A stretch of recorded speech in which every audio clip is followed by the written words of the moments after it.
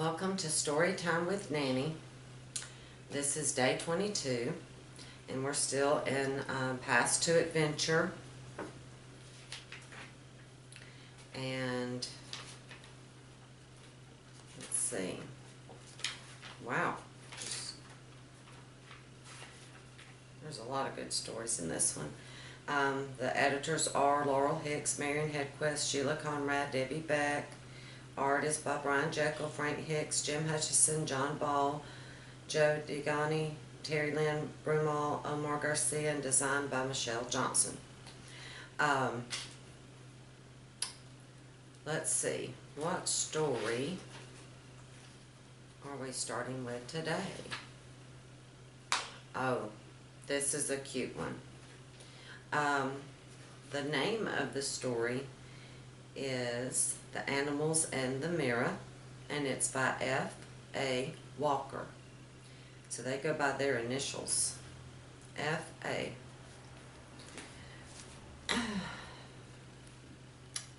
The Animals and the Mirror. Aunt Susan sent an old-looking glass to the barn to be stored with the other old furniture. That's what people used to call a mirror, was a looking glass.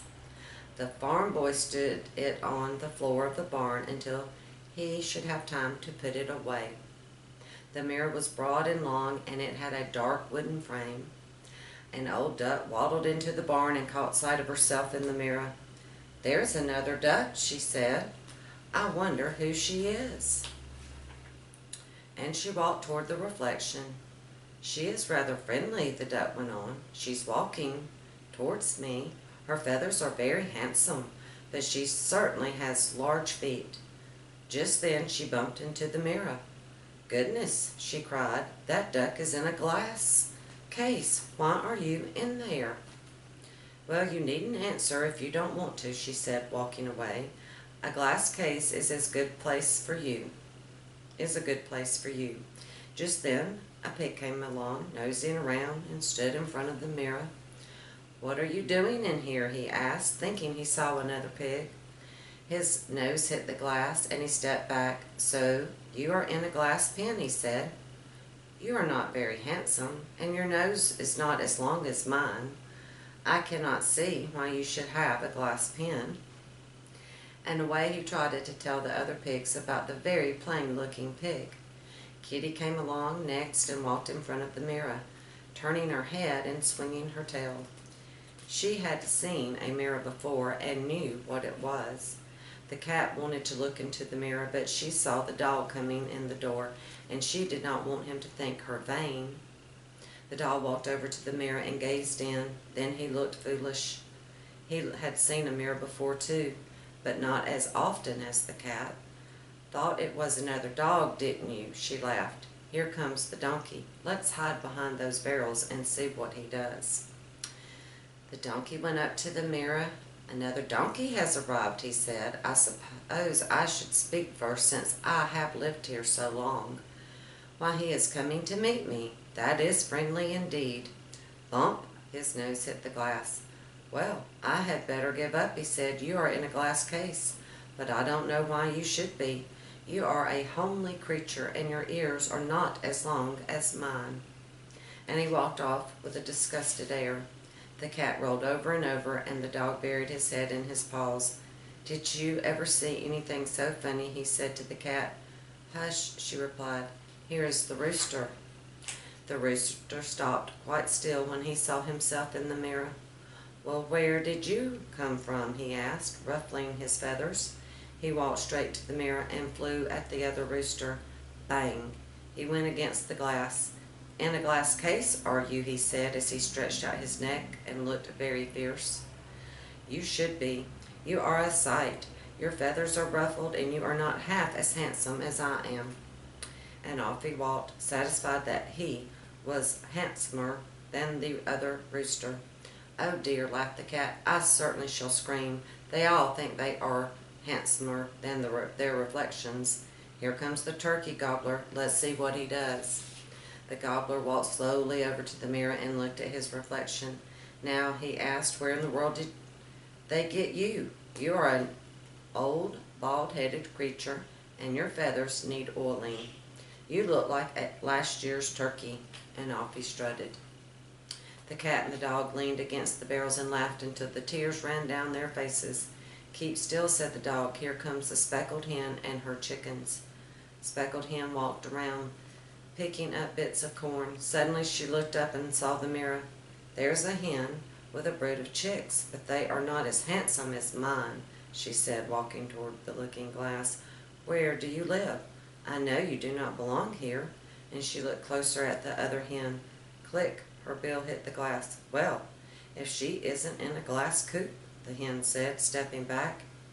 "If the owner has bought her and those chicks, there will be trouble. Mercy.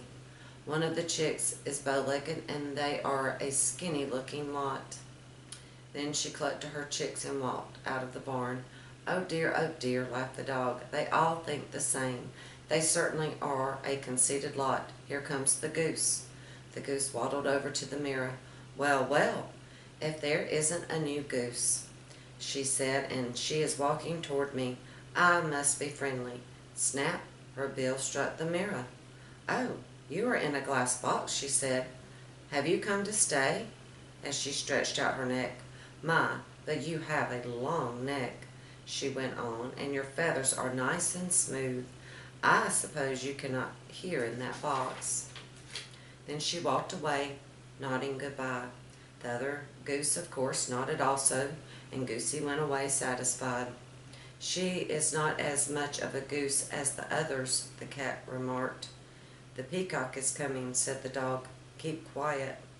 In walked the peacock. Seeing another bird, as he supposed, he spread his beautiful tail to its full width. He walked about, but never a word did he say. "Now what do you make of that?" asked the dog. Did he know that he was looking in a looking-glass, or wouldn't he speak to another bird? "I don't know," said the cat, "but here comes the goat." "Hide quick." Billy was clattering over the boards when suddenly he saw the other goat. He looked at him a minute. "I'll show him," he said, running at the mirror with head down. Bang, smash, crash, and Billy jumped back, a very much astonished goat. "Now you have done it," said the horse, who had been watching all the time from his stall. "All the animals will get out and run away." "What are you talking about?" said the dog, who was laughing so hard he could scarcely talk. "There are no animals in there. That is a looking-glass. You see yourself when you are in front of it." "Do you mean to tell me that those animals have all been looking at themselves and finding fault with their own looks?" asked the horse, with his eyes nearly popping out of his head. "Of course," said the cat. "Can't you see that Billy has smashed the looking-glass?" "Well, that's the funniest thing I've ever heard," said the horse, laughing. "But I wish I had known that was a looking-glass before Billy broke it. I should very much like to know how I look." "You might not have recognized yourself. The others didn't," said the dog. They were all a little vain, weren't they? They all thought very highly of themselves and didn't realize that it was themselves that they saw. They thought it was another creature just like them, but it was actually themselves. This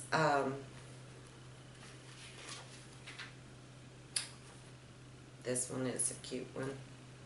This one is Mrs. Welladay's New Tabby Cat. Let's see who wrote this one. Catherine and Byron Jackson. One day, just before circus time, Zamba the lioness escaped. The circus owner wrung his hands, he tore his hair, then he called his lion tamer and all his clowns and acrobats and the tattooed man. "Don't tell a soul," he whispered, "but Zamba the lion has broken loose." "Zamba is not a lion," said the lion tamer. "She is a lioness," meaning she's a female. And a lion is referred to as the male, and she's the female, so she's the girl. "Lion or lioness," the circus owner shouted, "we've got to get her back before circus time. We've got to get her back without anyone's knowing. If anybody finds out a lion is loose—" "Lioness," said the lion tamer. "Lioness is loose," the circus owner hissed. Nobody will come to the circus. Nobody will buy tickets. We'll get no money. So the clowns and the acrobats and the lion tamer and the tattooed man went off on tiptoe to look for Zamba. They all tried to be very secret, but it was a hard secret to keep. Somebody heard a roar back of the butcher shop. Somebody saw a shape racing away with a string of sausages. Soon everyone knew a lion was loose in the streets of West Wading. So West Wading is the name of the town. All the people ran into their houses, locked their doors, and peeped out of their windows. Everybody, that is, but dear old Mrs. Welladay. She was so nearsighted and hard of hearing that she didn't know that Zamba had escaped. She was sitting all alone in her garden knitting. For years she had been wishing for a big cat to keep her company. If I had a tabby cat, she thought, I'd like her to be big and yellow and very friendly. Just then there was a heavy thump in the garden. It sounded like a big lion jumping down from the wall. But to old Mrs. Welladay, it just sounded like a gentle tabby cat's jump. Then she heard something say, meow. It was a great loud roar, but to old Mrs. Welladay, it sounded just like a gentle tabby cat's meow.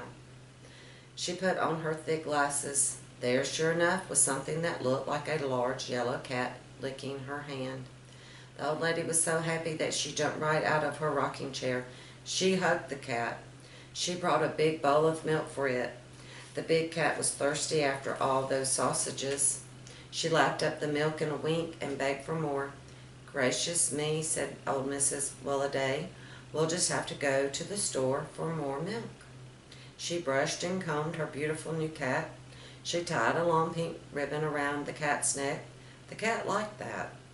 She purred the loudest kind of purr. She smiled a very large smile. And Mrs. Welladay and the big tabby cat walked out into the street. Well, when the people saw old Mrs. Welladay with the lioness at her heels, they were frightened and worried. They waved handkerchiefs at the old lady. They rapped on their window panes. Mrs. Welladay, they called, there's a lion following you. Run, Mrs. Welladay. What say? Said Mrs. Welladay. She put her ear trumpet to her left ear. The people shouted, a lion, Mrs. Welladay. But Mrs. Welladay couldn't hear. She smiled sweetly. Yes, it is my new cat, she agreed. She went on down the street. People poured out of their houses and followed her. Old Mrs. Welladay kept on toward the store. As she passed the circus grounds, the circus owner came running out. What are you doing with my lion? He cried. Mrs. Welladay smiled. Yes, she said, I'm just fine. So is my tabby. The circus owner rolled his eyes. He put his mouth right against Mrs. Welladay's ear trumpet. He took a deep breath and shouted, It's not a tabby. It's my lion. Oh, said Mrs. Welladay with her thick glasses on. She looked very closely at Zamba. Gracious me, she said, it is a lion. Mrs. Welladay put the end of the pink ribbon into the circus owner's hand. She patted Zamba's head. Dear, dear, she said sadly, you were such a good tabby before you became a lion. The lion tamer came up just then. Lioness, if you please, he snapped. He grabbed the ribbon from the circus owner's hand. The lion tamer put Zamba into her cage. Everyone will want to see your act today, the lion tamer said to Zamba. Everybody will want to see Zamba, the fierce lioness. Zamba just sighed gloomily, but the lion tamer was right. Inside the tent, the crowd was shouting, We want Zamba. We want the lion act. Come, Zamba, said the lion tamer. He tried to push Zamba out of the cage, but Zamba would not move. She lay down with her big head in her big paws. The circus owner came running. He pushed Zamba and the lion tamer pulled her. Zamba only sighed again. It's no use, said the circus owner. She doesn't even act like a lion. Lioness, shouted the lion tamer, annoyed. At that very instant, Zamba sprang up with a terrific roar. The circus owner and the lion tamer made a leap for the cage door. They tripped over each other and landed flat in the sawdust outside. There stood old Mrs. Welladay. Zamba had seen her coming. with a big pail of milk and a basket of goodies. The old lady opened her basket. She popped a round fat sausage into Zamba's big mouth. Unwrapping a chicken sandwich, she held it out to Zamba. Zamba sat up on her big hind legs and begged. The circus owner walked up to old Mrs. Welladay and tapped her shoulder. "Get out of my circus," he hissed. "You've ruined my lion." "What?" asked Mrs. Welladay, patting Zamba. "Zamba won't do her act," shouted the lion tamer. Mrs. Welladay nodded brightly. "Then I'm not too late after all," she said. She took a big piece of chocolate cake out of her basket. "Zamba, that's for you," she said. After the lion act, Zamba licked her chops. "Now go with the nice men, Zamba," said old Mrs. Welladay. Zamba nodded her big head. She walked toward the cage door. Zamba had always done a very splendid lion act, but today she was better than ever. She leaped through the burning hoops and back again. She chased the clowns around the ring and back again. She opened her big mouth and let the lion tamer put his head in it.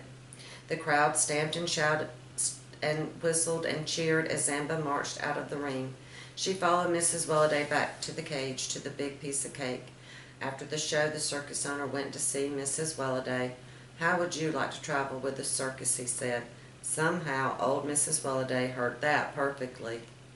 "I'd like it fine," she said. That evening in Zamba's cage sat old Mrs. Welladay in her rocking chair. She was knitting a red lion sweater. Mrs. Welladay patted Zamba's head. "Now, Zamba," she said, "I want you to roar so loudly that I can hear you without my ear trumpet." The lioness nodded. She opened her big mouth and roared the biggest roar she had ever roared. It was a wonder. "That was fine for a start, Zamba," old Mrs. Welladay said. She tossed her ear trumpet out the door. The circus owner twirled his watch chain happily. "What a roar," he said. "I'll make a fortune on that lion." The lion tamer grinned. "We'll make a fortune," he said, "and she's a lioness, if you please." Well, I liked that story. I liked how Mrs. Welladay stayed safe even though she was dealing with a lioness. She didn't realize it, did she? And then she found a new job to do, even though she was a much older lady. And she found something that she wasn't expecting. She found a new job, didn't she? And she got that big cat she always wanted. Maybe bigger than what she had planned on. This is a poem by an unknown author. It's "Drive the Nail Aright." Drive the nail aright, boys, hit it on the head. Strike it with all your might, boys, while the iron's red. When you work to do, boys, do it with a will. They who reach the top, boys, first must climb the hill. Standing at the foot, boys, gazing at the sky. How can you get up, boys, if you never try? Though you stumble off, boys, never be downcast. Try and try again, boys, you'll succeed at last. Saying to keep working hard and we can achieve our goals. Let's see what we have. Another cute story. This one is called "Please Look After This Bear." It is from A Bear Called Paddington by Michael Bond.